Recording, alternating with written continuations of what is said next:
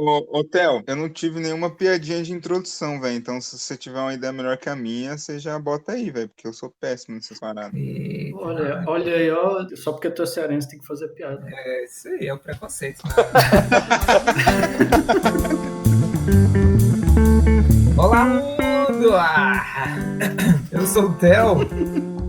Estou aqui com os meus amigos Vic E aí, game design é coisa séria, velho. e Cross. E aí, eu não entendo nada de game design, cara. E esse é o podcast Groselha Dev.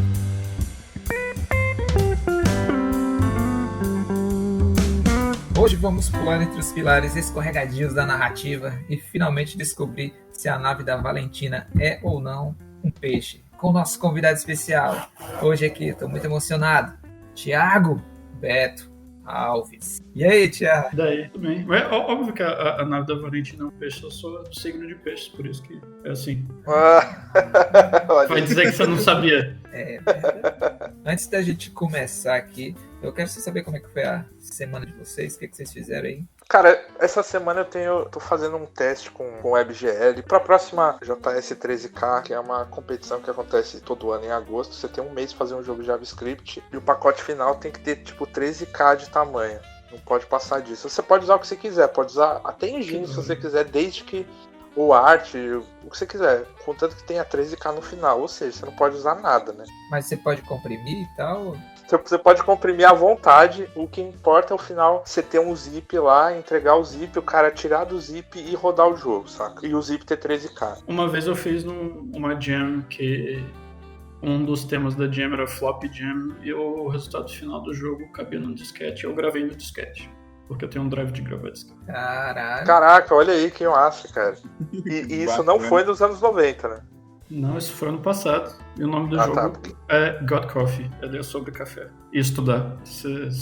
A pergunta se você gosta mais de café ou mais de estudar. Olha aí, o link tá no post aí pra vocês conferirem, então. Vai ser o 4º ano que eu vou participar dessa competição aí, só que todas as vezes eu faço direto em HTML, assim, com interface e tal. Só que esse ano eu quero fazer um negócio diferente. Como eu tô mexendo bastante com shader lá no Shader Forge, né? Tu tem o link dos jogos que tu fez nos outros anos? Eu tenho, cara. Tá aí no post. O que eu fiz em 2016, eu ainda consegui pegar 6º lugar. Eu ganhei, tipo, um ano de GitHub Pro, mais um monte de coisa, né? O de 2017 não pegou nenhuma colocação, mas é porque o meu problema é exatamente game design, cara. O design do jogo ficou uma bosta. A implementação dele ficou bem legal. Às vezes eu abro pra jogar ele de novo e acho mó legal. Mas ele não ficou divertido, tá ligado? Eu vou botar o link aí, mas... não é lá essas coisas, tem que melhorar. Aí o do ano passado, na verdade, eu não terminei, então. Aí esse ano eu quero tentar fazer ele com shader, né? Fazer alguma coisa bem diferente. Aí essa semana eu tava fazendo uns testes aí com WebGL, shader e tal. Ver se vai ficar muito maior que 13K, se eu consigo fazer um negócio legal em até 13K. E tu, Vic? Cara, essa semana foi semana de release lá no trampo, no projeto. Cara, eu me estressei demais essa semana, velho. Eu odeio Gradle, eu odeio Android, eu odeio Jenkins, cara. Que merda. Puta que pariu, cara. Foi um saco. Imagina se tu tivesse que usar o Perforce ainda em cima de tudo isso. Nossa, pelo não, amor de velho. Deus. Eu usei Perforce pela primeira vez essa semana. Sou noob. Tu tá feliz? Cara, você não tá perdendo nada, velho. Cara, eu só usei pra baixar, então, tipo, tá de boa. Eu não vou comitar nada. Eu não sei nem quais são os termos do Perforce. Eu não vou botar nada De brincadeirinha só, então. só de brincadeirinha. Você usa Perforce aí, Beto? Não, Git. Ah, ainda bem. Mas eu tenho saudade do Smart Git. Eu tô de cliente, tô usando o Source Tree, eu acho o Smart Git mais maneiro. A interface do Smart Git é melhor. Eu acho ela bem mais É clara um pouquinho do mais que simples, o né? Source Tree. Uhum. E, cara, Ctrl-P pra dar pull, Ctrl-U pra dar push, sucesso. Podia ser Ctrl-P pra dar pull e Ctrl-P pra dar push, né? Aí fica mais difícil. Aí tem que fazer aqueles atalhos do Visual Studio, que você dá um atalho pra começar o comando. Mas Tipo Ctrl-KC, né? Ctrl-K, Ctrl-KU. Mas e aí, Vic? O que mais você fez aí? Então, e aí foi essa semana aí, todo dia obrigando o Bruno a jogar o protótipo, que até agora ele não Nossa, deve é ter verdade. Cara, ele Eu vou jogar levou hoje, prometo. Tá vendo? Ele levou meu game pra casa, velho, e não jogou, cara. Eu fiquei muito bolado. É físico, né? Eu vou jogar hoje, Vic, prometo. Ele Não é vou filho. editar podcast hoje. e vou jogar. Manda aí por carta pra mim, pô. Eu vou mandar pra você, eu vou mandar agora. Tô enviando agora. Você imprime e joga. Manda por carta. Nah, aí tipo. Tem essas cartinhas pra testar, balancear, pra ver se tá massa, pra gente começar a tentar fazer uma versãozinha digital dele. E, cara, balancear a carta é uma parada muito difícil, cara. Puta que pariu. Se você pegar as cartas, se elas tiverem o mesmo peso, tipo, se botar a mesma quantidade de um lado assim da balança e a mesma quantidade do outro lado, vai ficar bem balanceado, né? E se uma carta tiver com uma impressão mais carregada que a outra? Aí já vai desbalancear. E aí, Beto, o que é que você fez aí nessa Suécia de meu Deus? Essa semana foi de pré-release, de certa forma, a gente tá fechando uma build para entrar em soft launch em breve. Então foi bem carregada, mas eu tô achando interessante que o clima tá leve, apesar disso. O verão tá bom aí? Cara, tem uma música, um clássico da música popular sueca que diz Sommeren är kort.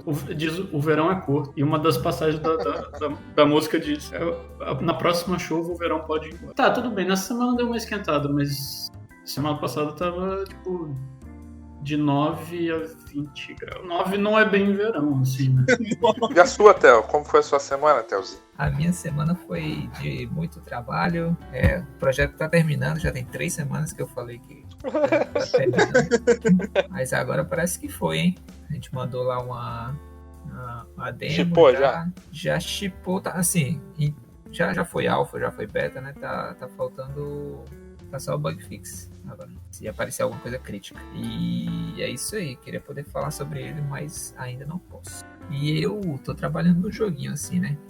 Projeto pessoal, quando eu tenho tempo eu tô trabalhando. Pra quem me segue no Twitter tá vendo lá que eu posto umas GIFs, é muito louco às vezes. Eu tô gostando. É verdade, eu achei muito bem. Fala um pouco sobre ele, cara. Você tá usando Ray Martin, qual que é? Pois eu não tô usando Ray Martin, eu queria, mas ainda... Assim, quando eu comecei a fazer ele, eu comecei tentando implementar a parte de tecnologia, o que é errado. Eu devia ter primeiro feito o protótipo, né? Pra depois pensar na perfumaria.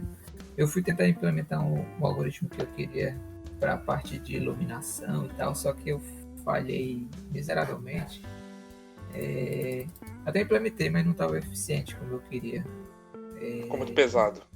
Ficou pesado. Aí eu tava demorando muito tempo nisso, eu decidi deixar de lado, trabalhar mesmo no gameplay e tal, no protótipo, pegar feedback pessoal, porque vai que de repente nem funciona assim, né? As mecânicas que eu penso. Mas valeu pela parte técnica, né? De certa forma aprendi alguma coisa já com a parte do que eu tentei fazer, porque eu dei uma estudada lá nos Compute Shaders da Unity. Aí eu voltei para a parte de gameplay, aí eu tô fazendo lá aquela zoeira lá que eu tô postando. Mostrei para algumas pessoas aqui no trabalho essa semana, teve tipo na hora do almoço, você podia mostrar umas demos, eu levei lá. Ah, legal, cara, esse negócio aí que eles fazem.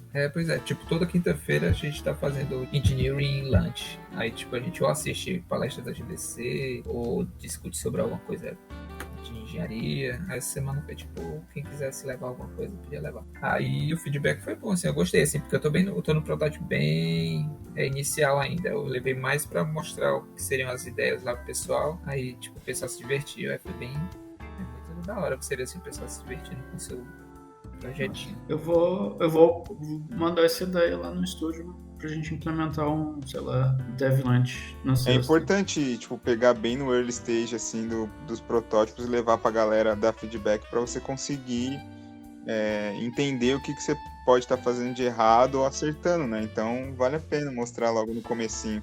E muitos amigos meus ficam falando, que eu fico falando, eu tô trabalhando no jogo, mas eu quero terminar de fazer isso antes de mostrar pro pessoal.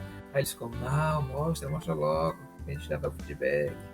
Eu fico, não, mas é que tá faltando isso, tá faltando aquilo. Sempre vai estar faltando. Sempre vai estar faltando. Aí eu tô meio que mudando essa mentalidade. Aí tem uma coisa legal que tem aqui em Vancouver, que tem todo mês o Full Indie, né? O evento de desenvolvedores indie, né? Que ou tem palestra, ou tem Demo Night, né? Pra você levar suas demos. Aí é muito bom, assim, tem muito jogo aí conhecido que começou assim nesses encontros do Full Indie. E tipo, em setembro tem o Summit, que é o evento do Full Indie, que vem várias pessoas do mundo. Alô, mundo.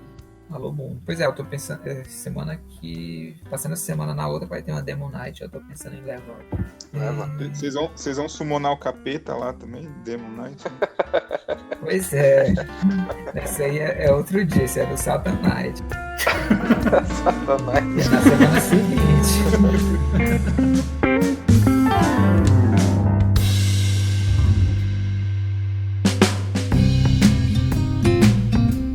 Beto, conta aí pra gente um pouco da sua história. Quem é você? De onde você veio? Pra onde você vai? Onde é que você tá? Conta aí. Meu nome é Thiago, mas podem me chamar de Beto. Eu entrei nessa vida, fazer jogo, quando eu descobri que a vida de escritório de advocacia não era pra mim, porque eu fazia direito antes de fazer design. Naquela época eu escolhi o curso de design, que eu pensei assim, tá, ok, eu quero trabalhar com jogos, como é que eu chego nisso?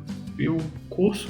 Eu tava na época de, sei lá, mudar de curso, porque eu não queria seguir fazendo direito. Eu pensei, design gráfico mais próximo dos meus objetivos que tinha disponível. Naquela época nem existia curso de jogos em Curitiba, então pareceu uma boa coisa, especialmente porque o curso que eu fiz, que foi na UFPR, ele era focado bastante em pesquisa. Então foi ótimo, porque daí eu peguei o curso de design gráfico e meio que transformei ele no meu curso personalizado de game design, usando matérias para estudar game design e apresentar trabalhos de game design sempre que possível. Inclusive meu TCC foi de game design, eu falei assim, na delimitação do escopo, qualquer coisa de design gráfico é fora do escopo, não deve ser avaliado. Foi aceita a proposta, sucesso. Um 10 bem bonito no curso de design gráfico, dizendo que eu não ia fazer nada de design gráfico. Até a gente fez um projeto editorial bonitinho, tinha uns gráfico máximo, mas eles eram todos fora do escopo de avaliação. Naquela época eu também comecei um estúdio indie que ficou em atividade até 2012, até o finalzinho de 2012, começo de 2013.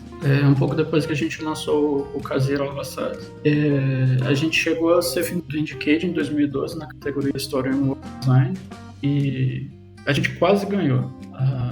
A jurada dessa categoria, a Kelly Santiago, que foi produtora do Journey, entre outras coisas, ela falou pessoalmente pra gente que nosso jogo estava empatadíssimo com o Botanícola, que foi o que levou o prêmio, e foi uma decisão assim, no último minuto eles escolheram o Botanícola, mas cara, isso já foi uma vitória sensacional, ser comparado com um jogo da Manita Design, jogos incríveis.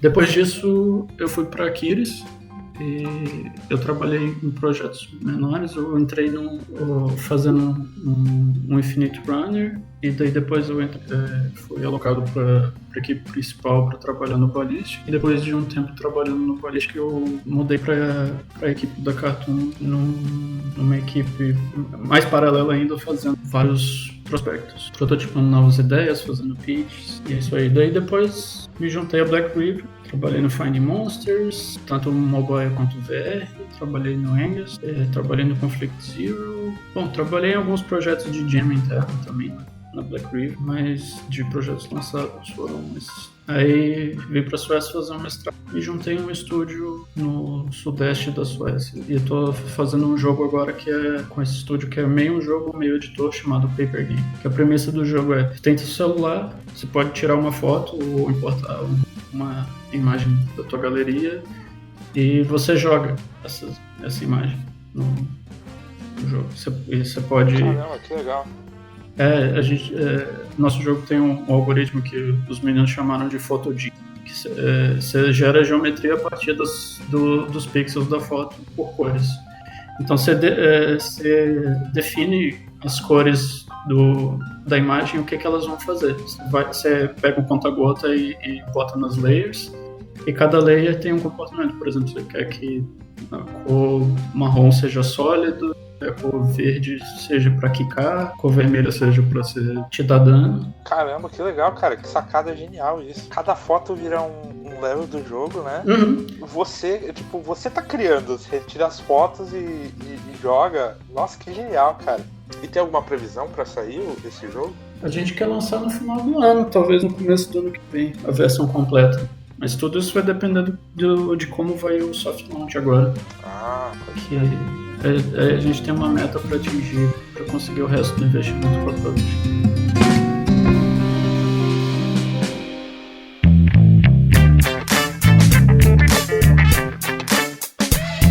Mas e aí, Beto, o que é game design? Por que isso é importante. Eita, polêmica. Cara, dá pra considerar que o game design é a parte central do desenvolvimento de jogos. E eu gosto de colocar como parte central porque daí ela é central, ela não é tipo melhor ou pior do que nenhuma outra. Ela é só literalmente a parte que tá interagindo com todas as outras e tipo influencia todo o decorrer do processo de desenvolvimento de um jogo. E botando em linhas gerais, apesar de eu achar não o melhor modo de dizer, mas é o que é a área responsável para o jogo ficar divertido. Eu não gosto muito da parte de ficar divertido, apesar de ser fácil de entender o que você quer dizer, ela não é bem específica. Até porque podem ter várias estéticas que você quer atingir com o teu projeto e diversão pura e simplesmente pode não ser uma delas, por exemplo. Mas você pode ter um jogo sem game design, por exemplo? Ou todo jogo tem um game design aplicado nele? Cara, poder pode. Mas é aquela mesma coisa, assim, tipo, vai acontecer, você só não vai ter controle do resultado. É porque, no final das contas, ele é tipo a regra do jogo, né? Por mais que você não tenha consciência da regra do jogo, ela vai estar lá. Ela existe, né? Quando você estiver criando o teu jogo. Citar um exemplo do jogo que eu tô fazendo, o meu jogo ele vai ser baseado em ondas, né? Ondas de inimigos. Aí beleza, implementei o sistema de ondas. Mas e aí? Como é que eu balanceio essas ondas para ele motivar o usuário a ficar jogando de forma que não seja muito fácil, não seja muito difícil? Esse tipo de coisa, tipo, eu não sei. Isso é um problema de game design a ser resolvido. Pois é. Você pode fazer isso com infinidade de formas e, em geral, elas também vão influenciar outras áreas também, tipo a arte, por exemplo, a apresentação de como você faz essas waves. Vai ter parte de arte, parte de UI, a implementação delas, essa parte de programação, mas no centro de tudo isso, as definições e o balanceamento disso é uma tarefa de game design. É engraçado que eu tenho que estudar essa parte, eu fui falar com uns game designers lá do trabalho. Aí eu perguntei para um deles, é porque o jogo que a gente está fazendo também é baseado em ondas, aí eu fui perguntar para um deles lá como é que ele fazia para balancear as ondas. Aí ele falou que... É que eu fui pedir artigos, né, de referência para estudar. Aí ele foi e falou que não lembrava assim, de nenhum artigo, que ele fazia mais no feeling, no sentimento, que ele ia ajustando e tal. Aí eu achei, ok, beleza. Aí eu perguntei para outro game designer, aí ele já... É só para mostrar essa diferença entre as escolas de game design, né, por assim dizer. Aí eu já perguntei para outro game designer e ele foi e falou, não, tem tantos artigos bons, vou te encaminhar, não sei o que, aí me mandou algum. Eu achei engraçado assim o contraste, que tipo, tinha um que dá pra fazer as duas coisas, inclusive. Você pode tipo montar a disposição das ondas numa tabela de Excel, a frequência delas, a duração, quantos inimigos vão ter, qual é o poder desses inimigos, tipo taxa de ataque, dano, saúde, e daí você vai ter uma visualização de dados de como a tua onda se comporta, mas se você ficar só nessa planilha também não é suficiente, porque daí você tem que pegar essas informações que você fez uma passada de balanceamento, testar no jogo e ver se realmente atende os objetivos do jogo, se não tá entediante, se não tá difícil demais. Eu achei engraçado o contraste, porque o que me passou os artigos já era totalmente contra esse negócio de trabalhar só pelo feeling. Ele já era mais assim, científico, por assim dizer. Mas eu concordo contigo, que tipo, além da parte de você estudar o processo, você também tem que jogar pra sentir, né?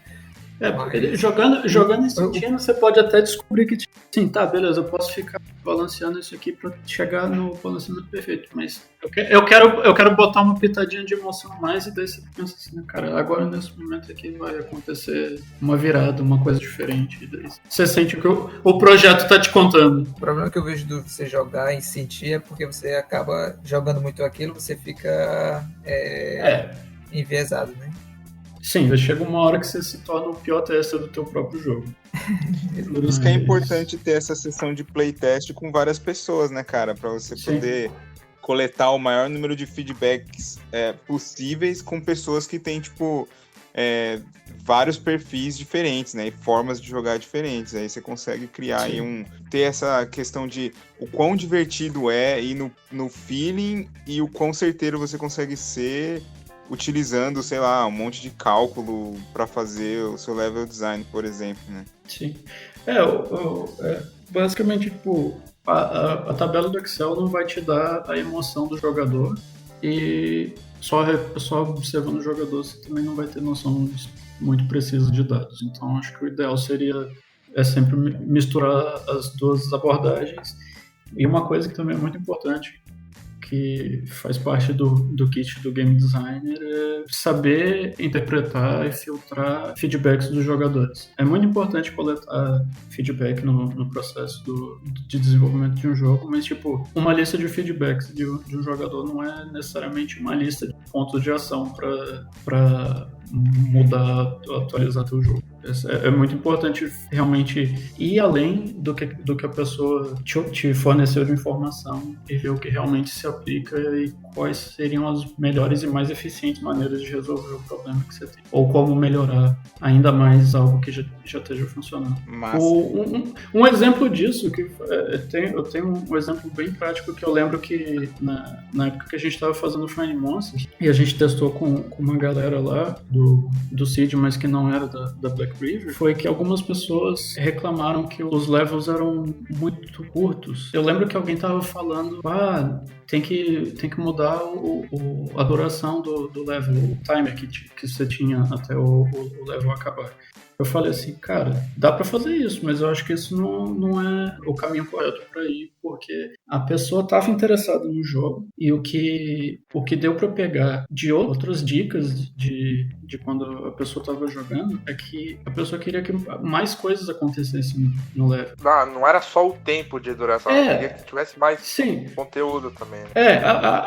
Meio que o sintoma que a pessoa conseguiu perceber era relacionado ao tempo, mas o que tava realmente problemático era o conteúdo. E de fato o conteúdo estava problemático naquela versão. Caraca, então tipo, entender feedback de jogador é quase uma arte, né? Porque às vezes ele não te falou exatamente o que ele sentiu, né? Foi alguma coisa que se aproximou da sensação que ele teve. Sim, e daí você vê, tipo, se a pessoa tá realmente investida, não é um problema do timer isso. Você poderia botar um timer mais comprido, mais curto, whatever, a pessoa ia continuar sentindo problema de conteúdo. E talvez até, inclusive, se aumentasse o tempo do level, o que seria digamos assim, pior, a solução mais óbvia ia acentuar ainda mais o problema. Nossa, é verdade. A gente trouxe o Beto aqui para falar especificamente de narrativas em game design, tipo assim, narrativas aplicadas em jogos, né? Então, tipo, como que isso afeta o game design de um jogo que fica atrelado a uma narrativa, a um storytelling. E aí, como a gente já mencionou o Find Monsters, que é um dos jogos que o Beto participou no Black River, e ainda a gente vai fazer aquele episódio especial Black River. Vai ter.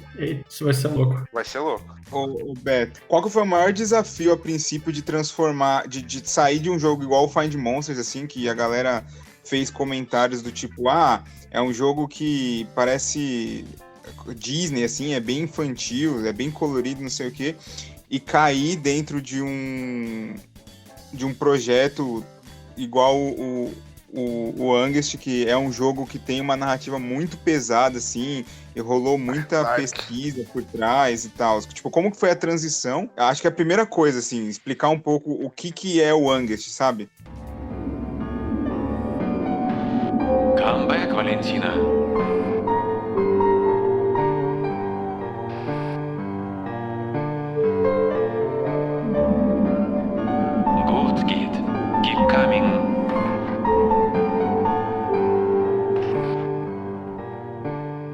O Angest é um projeto, daria para considerar que ele é do tipo Adventure, em primeira pessoa no VR, que conta a história da Valentina, uma cosmonauta russa, e a temática é retrofuturista dos anos 60. Então, isso foi o setup inicial do jogo, a fantasia que permeou todo o resto do desenvolvimento. E muita coisa no projeto mudou. Eu acho que dá pra gente ir meio que abordando até como fases no processo. Eu já retomo esse ponto. Quanto a questão de transição, de passar do Find Monsters, que o Pokémon Snap pro celular, depois o Pokémon Snap pro VR, como algumas pessoas costumavam apontar pro Angus, foi, por incrível que pareça, para mim um processo bem natural, porque eu já tinha trabalhado antes num projeto que tinha um desenvolvimento narrativo bem forte, apesar de que não era o responsável principal pela narrativa. Não que eu tenha sido o único responsável pela narrativa no Angus. O Angus, ele é um jogo aí de... Como é que foi que você falou? De adventure, né? Focado em ambientação, imersão no VR. Beleza. E aí, a gente deixa o link pra galera ver a experiência aí, como é que é e tal. Tudo bonitinho, pá. Então, como que surgiu a ideia desse projeto? Lá com o time de game design na Black River e tal. Cara, a história de como surgiu o Angus, ela é bem peculiar. O mais engraçado é que, tipo, eu acho que eu fui a pessoa que esteve envolvida no processo por mais tempo, mas nesse dia em específico eu não tava lá porque eu tava de férias. Sim, foi bem engraçado isso. E porque o projeto ainda meio que não tinha data pra começar naquela época. Então, foi até uma surpresa pra mim que quando eu voltei de férias, pelo menos o kickoff da conceituação já feito. E o que eu sabia era que ia ser um jogo com uma gata cosmonauta no retrofuturismo russo dos anos 60. Essa era, tipo, a ideia inicial, era isso. Isso. Não tinha mais nada, era isso. Não, nada, era só isso. Era o tema do jogo. Era, gente, eu tenho que fazer um jogo que é isso aqui. Foi bem isso. Daí eu pensei assim, tá, ok, da hora, peculiar, mas o mais interessante que eu pensei, não, beleza, dá pra fazer coisa muito legal com isso. Então, mesmo com a questão polêmica do personagem principal ser uma gata, um humanoide, eu falei, beleza, vamos seguir com isso aí. Essa é a questão mais polêmica do jogo todo, né? Sim. Eu sempre ouço gente falar disso. E é engraçado que, tipo... Só abrir um parênteses aqui. Gatos humanoides agora estão na moda, hein? Vocês viram Olha, o trailer do Cats? O Cats, né? Olha, o Angus é esse jogo visionário. Jogo à frente do seu tempo. Cara, eu vou dizer uma coisa assim, antes da gente continuar falando do projeto, porque durante o desenvolvimento do Angus, cara, existia uma briga eterna, assim, entre todo mundo que tava participando sobre, cara, isso aqui é loucura demais, cara, isso aqui é foda demais, cara, isso não vai dar certo, não sei o quê. Só que depois que lançou, gata, cara. Isso é uma gata, meu Deus do céu, socorro, tá tudo errado, não sei o quê. Só que aí, tipo assim, depois que o jogo lançou, cara, não tem uma pessoa que acha zoado. Tipo, todo mundo que vê o jogo fala, velho, esse jogo, ele é maravilhoso, esse jogo é muito bonito, esse jogo é muito bem feito, que não sei o que, saca? Pois esse eu acho que é um dos grandes desafios, baseado em eventos cuja ambientação é uma das questões principais, porque é coisa que você não vai conseguir ver até bem mais pra frente no desenvolvimento. Então, se você conseguir abstrair durante a etapa de desenvolver, assim, bem no core do desenvolvimento, de que aquilo tá caminhando pro lugar certo, é de fato um desafio. Então, tipo, eu super compreendo a galera ter tido essa dificuldade durante o projeto. Eu costumava conversar com o lead designer do projeto, que era o Klaus, sobre essa questão da Valentina ser uma gata. Ele se sentia incomodado, mas no fundo nossa conclusão sempre era, ok, a gente não tem mais uma razão tão forte dela como gata, mas a gente também não tem uma razão muito forte para trocar o personagem nessa altura do campeonato. Mas uma coisa que dá para considerar é que muito da personalidade que a gente desenvolveu para Valentina, apesar de que isso fica mais numa questão de background, porque a gente tentou fazer ela ser uma folha branca para o jogador ser esse personagem, muito disso guiou o desenvolvimento da narrativa, e também, por incrível que pareça, combina bastante com as mecânicas que a gente tinha no jogo, que é de simplesmente poder pegar as coisas e tacar elas no VR. Cara, é uma interação muito satisfatória pra se ter no VR. Você pega um objeto e você joga ele. É muito gostoso fazer isso. Isso é coisa que a gente já tinha aprendido com Find Monsters. Sim, no Find Monsters VR tinha os plushes que você podia pegar e jogar e tacar. Isso era uma coisa que o diretor criativo na época ele comentava. Era um dos objetivos que ele queria ter com Angus, e o fato de ser o personagem ser você jogar com um personagem que é um gato, ter esse tipo de interação ia de fato fazer sentido na fantasia do jogo. No fundo, todas as coisas acabaram combinando para isso, e daí eu tive a surpresa quando férias, que no final das contas foi uma surpresa interessante. Meio, tipo, tá, ok, um desafio, mas um desafio massa de seguir. E nessa época, quem estava ativamente trabalhando no projeto, antes mesmo dele ser iniciado, assim, real oficial para o time inteiro, era eu, o diretor criativo e a concept artist. Um pouco depois que o projeto começou, o diretor criativo saiu, daí depois a concept artist saiu. O Angus teve várias equipes diferentes. Até eu participei um tempo do projeto, mas foi só, Pode crer. sei lá, um mês assim, pra ir pra outro projeto. Foi no comecinho, né? Foi quando a gente tava fazendo... Isso, foi logo depois que saiu da pré-produção e começou a produção, foi logo quando eu entrei, mas aí também eu fiquei pouco tempo e já pulei pra outro projeto.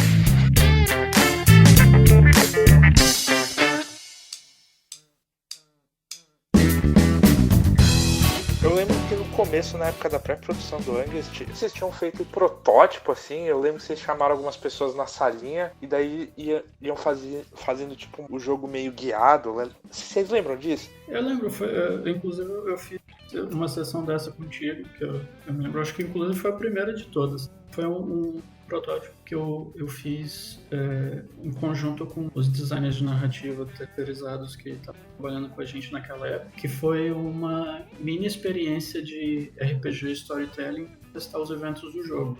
Isso foi extremamente útil porque deu para coletar muito rápido feedbacks do time, de pessoas que de fato se interessavam por esse jogo, que devem ser consideradas pessoas do público-alvo do nosso projeto, como elas estavam se sentindo em relação aos eventos que aconteciam no jogo, o que elas tinham interesse em explorar e o que aguçava a curiosidade delas.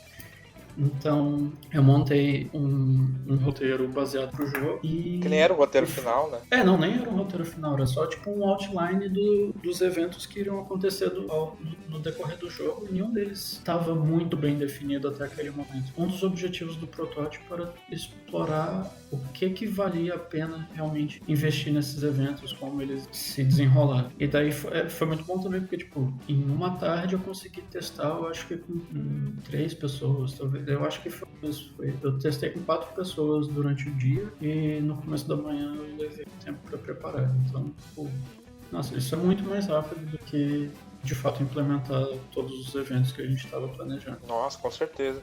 Não, eu lembro que eu fiz, cara, e tinha dado mind blowing, assim, porque eu achei muito bom, cara. Tinha os dias, assim, dia 1, você sai do seu quarto. Era bem parecido até com o que ficou no jogo final, mas aconteciam coisas diferentes, né? Esse tipo de feedback foi muito precioso. Ver o que realmente fazia as pessoas se empolgarem, fazer o olhinho brilhar e o que realmente dava aquela coceira de explorar e tentar saber mais. Foram coisas que eu levei daí pra gente debater com o resto do time, com designers de narrativa que estão trabalhando com a gente, para daí realmente investir tempo de desenvolvimento nisso. Porém, por conta de vários problemas de time, de prioridades do estúdio, volta e meia a equipe mudava porque tinha que ser alocado. No começo a gente só tinha um time só com programadores, depois teve menos programadores, aí teve todos os artistas entrando de uma vez. Tudo isso foi bem complicado e acabou gerando vários atritos em relação a realmente manter o planejamento inicial. Isso aconteceu também antes entrar, que ele entrou como lead designer do estúdio, e naquela época eu também estava tendo algumas tarefas que seriam adequadas para um lead do estúdio. Então era de fato uma coisa acumulada nas minhas costas, e o que acabava acontecendo foi que tipo, o game designer do jogo sofreu muito tempo. Eu tinha uma equipe de 7 artistas que eu tinha feedback e manter a visão criativa da arte do jogo. Mais pra frente no projeto, depois desses movimentos de time, também entrou mais um designer na equipe, que daí fez a coisa fluir melhor ainda. Daí a gente tinha um trio pra cuidar disso, que era eu, o Mamoru, que foi esse outro designer que entrou, que era o lead, e que tava cuidando de manter a visão criativa do projeto.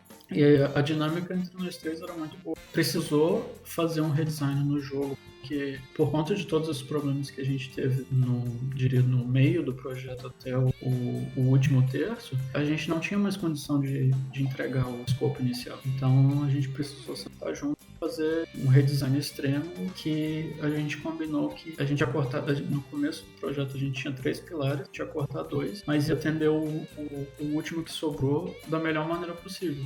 Mas dá pra sustentar o teto? Dá se você botar bem no meio, dá. E se for um pilarzão, aí dá. Os pilares do começo do projeto foram definidos como o mundo responsivo, que era uma coisa que a gente queria explorar bastante no VR, interações físicas, que inclusive foi algo que a gente já falou aqui mais cedo no episódio, o quanto elas são satisfatórias de interagir num jogo VR. Inclusive, naquela época, ainda tinha muita coisa que estava coberta em relação a interações físicas em jogos em VR. Isso é uma coisa interessante de levar em contexto também. E o jogo, a princípio, era para ter saído tanto pro Gear VR quanto pro Oculus Rift. Então, parte dessa ideia de interações físicas também era o controle de mão do Rift. Então, tinha essa ideia que estava sendo trabalhada. Acabou que a gente não seguiu o desenvolvimento no Rift, mas a gente ainda queria fazer o máximo possível para que as interações no Gear VR sentissem como se fossem interações físicas de um jogo VR com controle. O máximo que poderia ser entregado dessa sensação. O último pilar é uma narrativa pessoal, uma narrativa um pouco mais emocional e que tivesse uma abordagem mais intimista. Acabou que esse foi o pilar que a gente decidiu focar todos os nossos esforços em atender o melhor possível. E os outros, eles só seriam meio que entregues como consequência, assim. Foi uma decisão que a gente tomou, que, tipo, vamos cortar um monte de mecânica, vamos cortar várias coisas do mundo responsivo, por questão de, tipo, nossos esforços e nossos recursos têm que ser alocados. E óbvio que, tipo, isso acaba, na verdade, ramificando para várias coisas. Por exemplo, a ambientação seguiu sendo um fato muito importante, porque ela tanto atendia essa parte da narrativa pessoal, intimista, que a gente queria criar, quanto um pouquinho do mundo responsivo. Por exemplo, teve detalhes relacionados ao teu mundo responsivo que a gente desenvolveu que deram bastante certo. É que toda vez que você se move para um waypoint e tem um terminal do Constantin perto de você, se você olhar para trás, ele está terminando de se mover e olhando para você.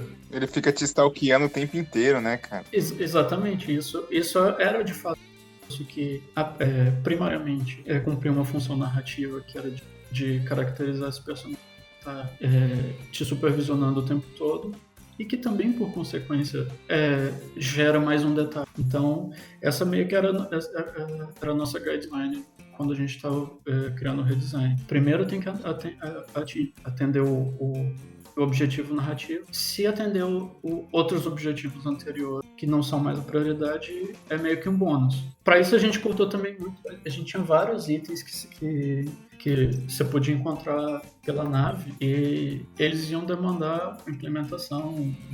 Então, a gente cortou muita coisa também. Essa era uma das perguntas que eu tinha aqui, tipo, fazendo um gancho.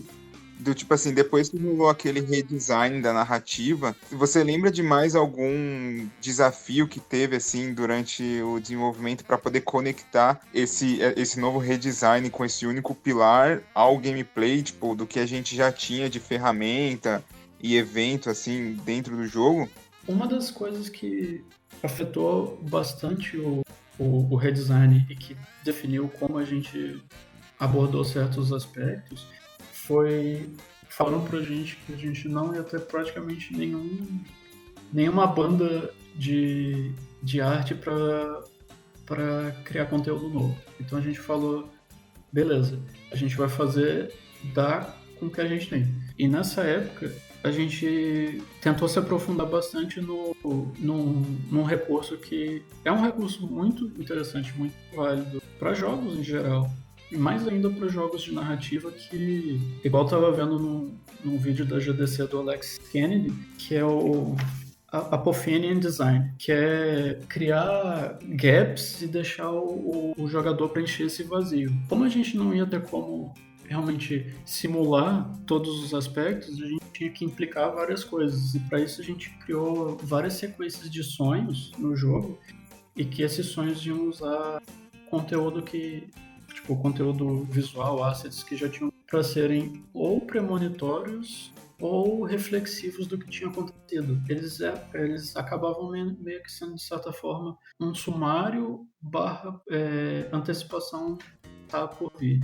E isso, aliado ao sistema de takes que a gente tinha no jogo, deu pra gente recursos pra intencionalmente criar essa narrativa com esses buracos previstos por design, para que daí os jogadores pudessem interpretar da maneira que eles achassem válido, dependendo de como eles experienciaram o jogo. O que acabou acontecendo foi que a gente foi tão econômico com o nosso redesign que sobrou tempo dos artistas para poder polir e criar conteúdo específico para esses sonhos, que estavam esperando que a gente fosse fazer um redesign que tipo, ia mudar as salas do jogo, ia adicionar talvez algum espaço, mas não. Esse tipo de coisa deixou a gente poder fazer coisas como o braço do Constantine se movendo quando você move para um waypoint, porque realmente acabou sobrando escopo de arte no fim do jogo. Welcome home, Valentina.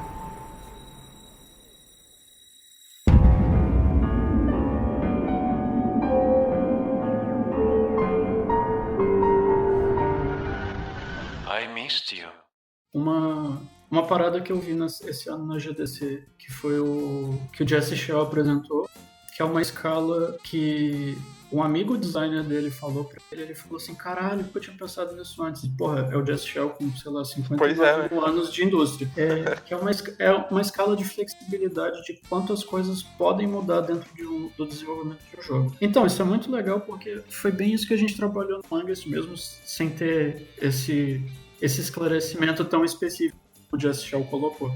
Na base dessa escala, tem a fantasia do jogo, que é basicamente tipo, o que você não mexe, porque ele é meio que o porquê que esse jogo existe, o que ele é. O segundo ponto é a ação, que daí tem a ver com as mecânicas do jogo. Você pode mudar, mas tipo, óbvio que tem tipo, um risco muito grande de tipo, você sair mudando a mecânica do jogo no meio do desenvolvimento. Depois disso tem a economia, basicamente uma economia forte tem relação com o resto do jogo, que, tipo, as coisas que você faz e a fantasia do jogo. Aí, em cima disso, tem o mundo do jogo, e é engraçado que, tipo, parece meio que contra-intuitivo. Porque eu imaginaria que o mundo tivesse com a fantasia, né? Mas não, pensa que o mundo é quase como se fosse a história. Você pode mudar de acordo com o que estiver sendo problemático. O mundo, ele é em função da fantasia, mas o mundo é mais flexível que a fantasia. Porque, por exemplo, você pode definir que é outra coisa desse mundo. É tipo, por exemplo, sei lá, alguma outra área, se uma área não tivesse funcionando. E por último, a história. Você pode contar várias histórias e é muito mais barato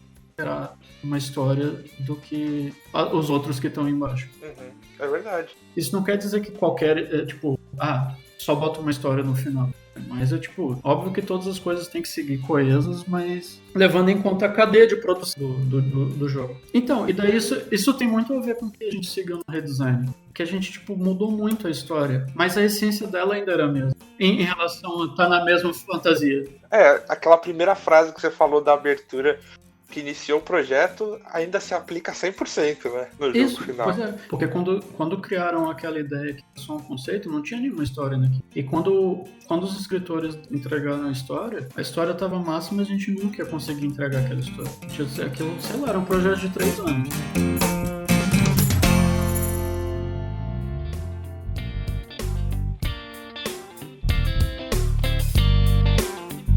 E aí, pessoal? Vocês têm alguma indicação de jogo, filme, livro, série? Cara, eu joguei ontem um adventure que tá pra ser lançado em 2020 e daí eles têm um demo, é muito bom, chamado Backbone. Você é um detetive particular que é um guaxinim. E ele tem um pixel art maravilhoso. Mais alguma coisa? Cara, eu sempre vou recomendar Kentucky Route Zero. Cara, sabe que é um jogo que eu comecei a jogar por recomendação sua? Eu comecei umas 3 vezes, mas eu não sei, tipo, não me pega, cara. Mas eu ainda vou tentar jogar. Acho que eu só não joguei o suficiente pra me pegar. Como é que é?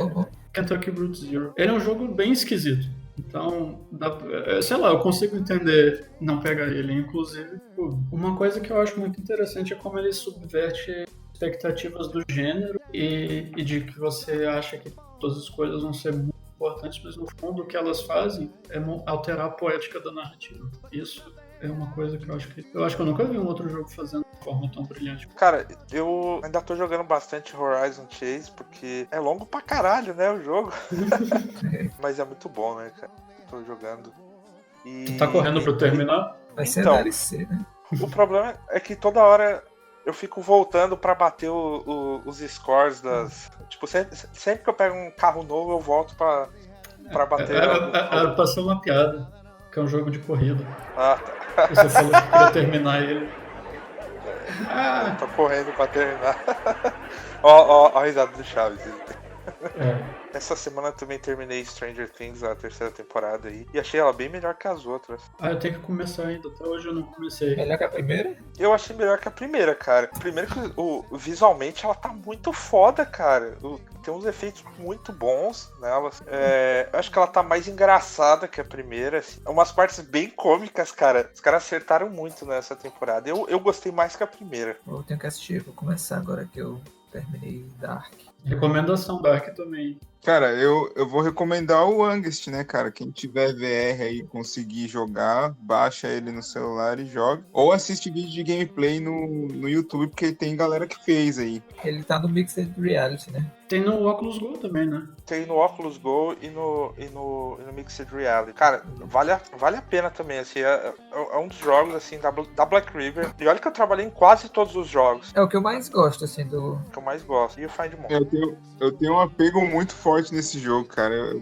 De livro, deixar aquele The Art of Game Design, né? Do Jess Shell, né? De recomendação, porque é como se fosse, sei lá, cara, a bíblia do game design, sei lá, eu acho que o Beto talvez possa falar depois dele melhor. Sim, esse é um livro muito Mas bom. ele é muito bom. Antes do Theo falar, eu queria recomendar aí o joguinho que eu vi que eu não sei porque que ele não lembra de recomendar, que é esse Archer, que a gente jogou isso todo dia essa semana, cara. Qual o jogo? É de tabuleiro? Archer. Não, é casual de celular, cara, chama Archer. É bom, cara, é muito bom. A gente jogou isso a semana inteira, cara, é muito bom. Eu terminei o Blazing Chrome. Terminou? Olha aí, rapaz. Terminei, No Easy? no Easy. Porque eu tava jogando normal e eu tava ficando com muita raiva. Eu não, vou botar no Easy. Eu optei no Easy, continuei passando raiva, mas eu consegui terminar. Muito bom, viu? Recomendo bastante. Assim, ele é difícil, mas assim, é porque você tem que memorizar os padrões e tal, né? Pra poder passar. E depois que você joga algumas vezes, passa raiva, você consegue passar direitinho. É muito bom. Principalmente a parte final assim do boss, eu fiquei bem impressionado com os efeitos que eles fizeram. Aquele 3D falso que o Yuri falou no programa passado, é bem legal, recomendo aí. Eu tô passando muita raiva com o Blazing Chrome porque o meu Switch, cara, ele tá com problema de drift no... Cara, isso é um problema bem normal, cara. Eu vejo muita gente reclamando. Pois é, eu não sabia. Aí eu comentei com a galera falou, não, isso aí é um problema que tá todo mundo tendo. Aí eu, puta, que merda. E daí eu fui ver uns vídeos da galera e é exatamente o mesmo problema, cara. Mas só que às vezes funciona, tá ligado? Isso acontece às vezes. Então eu tô jogando e daí ele dá tipo um bug desse. E dá muita raiva, cara. Porque o Blazing Chrome é um jogo bem de precisão, né, cara? É verdade. E tu tá jogando no Easy? Tô jogando no Easy também. Isso aí. Vou recomendar Dark, terminei de assistir a segunda temporada. Não sei mais nada do que tá acontecendo ali, porque eu queria muito poder dar uns spoilers, mas porque é muito... Cara, é um nó na cabeça. E é uns negócios que você fica, caraca, mas hein? Mas é muito bom, assim, é muito bom. Muito boa a série. Tô ansioso aí pela terceira temporada. Nossa, também. De filme, eu assisti de novo recentemente o Spider-Verse e só posso recomendar porque é muito bom. Vou assistir outras vezes ainda. É bom. Quero ver também. De série eu recém terminei também Tales of the City. Muito bom. Recomendo. Onde é Netflix? É do Netflix, o que saiu há pouco tempo. Porque tem versões dos anos 90 e dos anos 2000, do começo. Mas o Tales of the City novo. Saiu também o Queer Eye, que é bem legal. Saiu a temporada nova agora, sexta-feira. Eu ainda não assisti, eu vou ver ainda a terceira temporada, cara. Vou recomendar a dissertação do Beto. Muito boa. O link vai estar aí no post. E é isso, pessoal. Se quiser mandar algum e-mail pra gente com história ou crítica, sugestão de pauta, manda para groselhadev@gmail.com. Se você ouviu até aqui e gostou, se não gostou também, divulga nas suas redes, avisa para os amiguinhos, compartilha aí nas suas redes e ajuda a gente a ter mais ouvintes. A gente está aí já estourando aí a cota de ouvintes no Twitter. Eu acho que a gente tem 34 seguidores. Tá bombando aquilo ali não para. E quem quiser seguir vocês nas redes, pessoal, quais as... O meu Twitter é @crossdb. O meu Twitter é @VickyHasselman. O meu é Beto_138. Um abraço pra Isso vocês, aí. boa semana. Valeu. Um beijo na alma.